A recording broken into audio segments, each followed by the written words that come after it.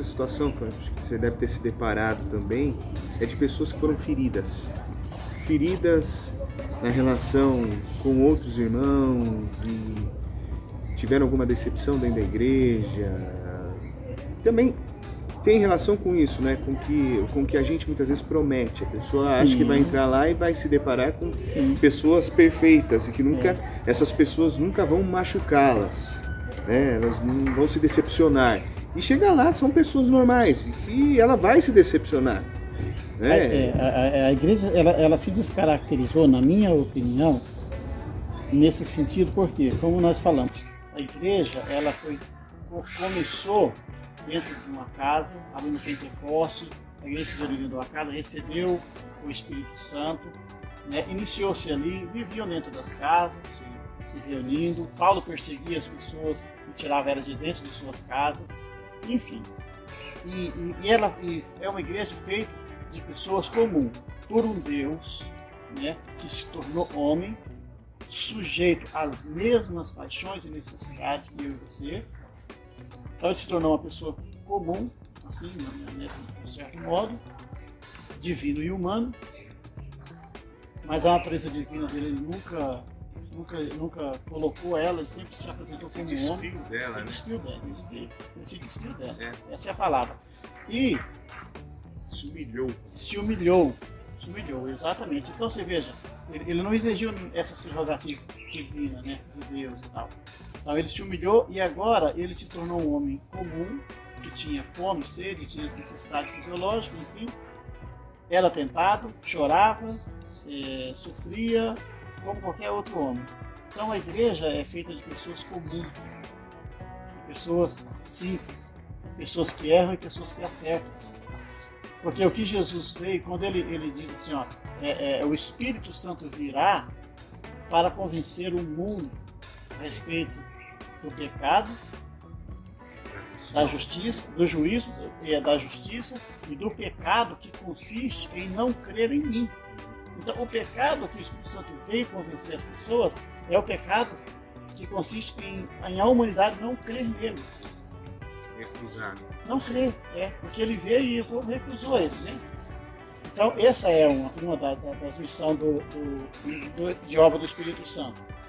E aí, o que acontece? Então, a igreja é comum, Jesus Cristo homem, igreja de homens e mulheres imperfeitos, só que quer passar para os de fora uma imagem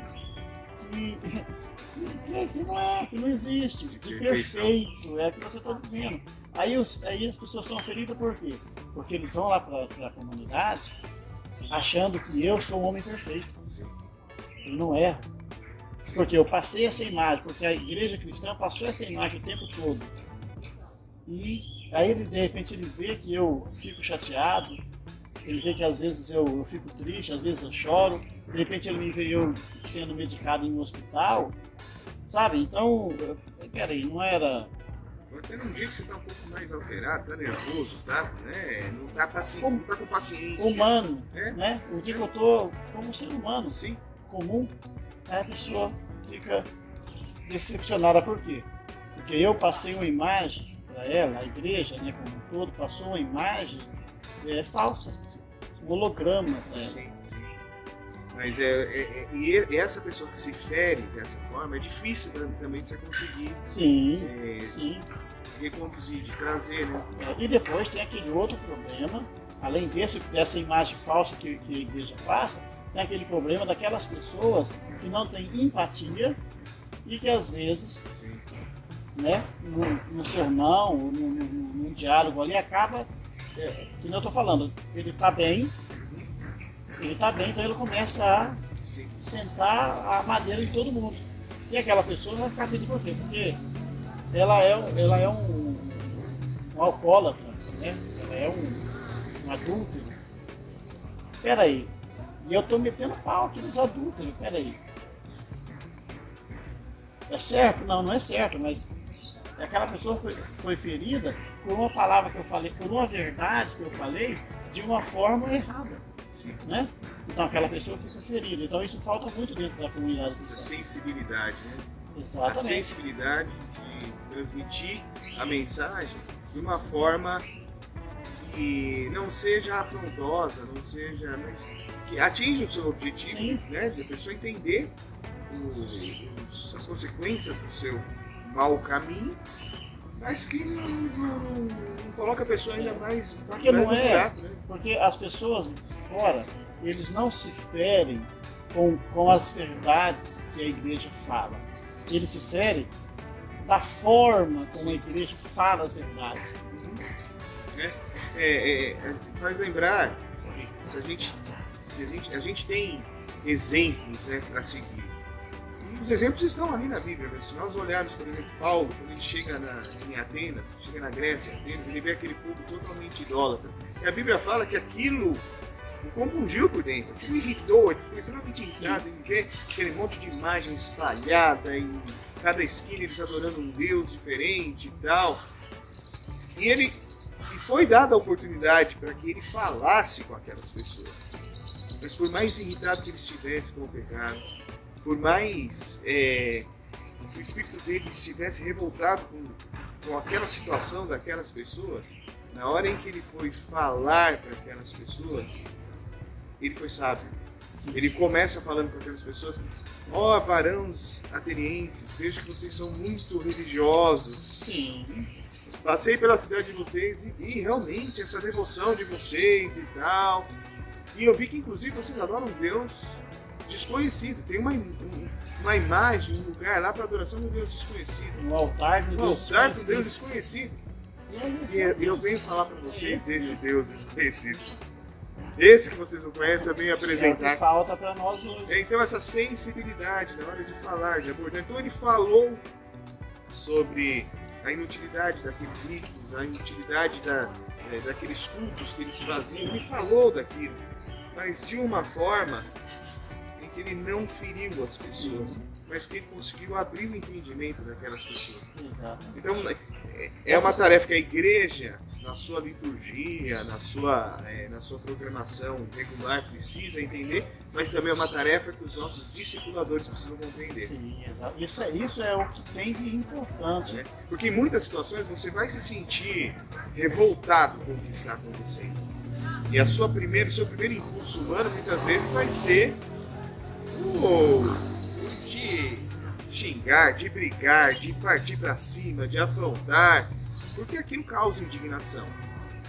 Eu tive um problema uma vez com um pastor, eu não vou citar o nome dele. Eu amo demais, tenho muito respeito por ele, mas não é do nosso ministério, é de um grande ministério, um homem bom, sabe assim, boa pessoa, não desmerece o que eu estou dizendo. E é justamente quando se fala a respeito dessa questão da empatia, eu disse para ele, assim, uma vez, né, nós discutimos sobre esse assunto, e ele falou assim: mas eu não posso dizer para o adúltero que os adúlteros não entram no reino do céu, então o que eu estou fazendo aqui? Então, você veja bem, eu falei: não, nós temos que dizer para ele, mas não assim, né? Nós temos que passar essa mensagem para ele, mas no momento oportuno. Da forma correta. Né, da forma certa, eu falei, é verdade, porque ele falou para mim assim, porque a verdade que liberta, pastor. Eu falei: eu concordo com você em partes que a verdade liberta. Mas como assim? Eu falei: porque o que liberta não é a verdade, é permanecer na verdade. Falei para ele, eu falei: o que é a verdade? Eu falei: a verdade, se você olhar para a Bíblia fala que Deus, Ele é a verdade. O Espírito Santo, Jesus disse, é o Espírito da verdade. Jesus Cristo disse: eu sou o caminho e eu sou a verdade. Eu falei: então, Deus é a verdade, o Espírito Santo é a verdade, Jesus Cristo é a verdade. Eu falei: no entanto, Satanás conheceu tanto o Pai, o Filho, como o Espírito Santo. Eu falei: quando Jesus chamou ele de mentiroso, porque ele havia se desviado, não é porque ele não conhecia a verdade, ele conhecia. Ele não permaneceu. Ele não permaneceu nela. Eu falei, então não é conhecer a verdade, porque a verdade a gente sabe, Sim. nós falamos, né? Mas a própria passagem, essa própria passagem na Bíblia, se nós formos ler, porque a gente pega esse trechinho, né? E conhecereis a verdade vos libertará. A gente não vê que essa passagem é a conclusão de de um início de uma conversa. Que Jesus fala assim, se vocês forem meus discípulos, Sim.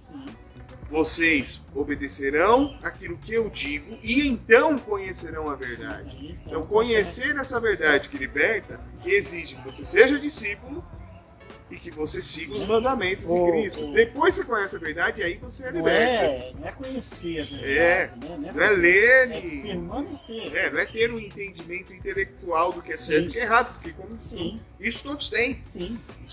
Isso todos têm. Sabemos que é certo e errado. Exato. Mas a grande dificuldade é se tornar um discípulo de Cristo. Sim, é permanecer. Permanecer, segui-lo, né? Caminhar com ele dia após dia. Porque se você caminhar com ele, com a disposição no seu coração de seguir aquilo que ele está dizendo, de obedecer aquilo que ele está orientando, aí sim, você vai ter um conhecimento íntimo da verdade. Sim. E aí sim. E aí você vai ser liberto. Aí você vai ser liberto. Então nós tivemos assim, essa discussão a respeito desse assunto, mas é justamente o que por que eu estou falando isso? Estou falando isso porque as pessoas lá de fora se ferem. Sim. E nós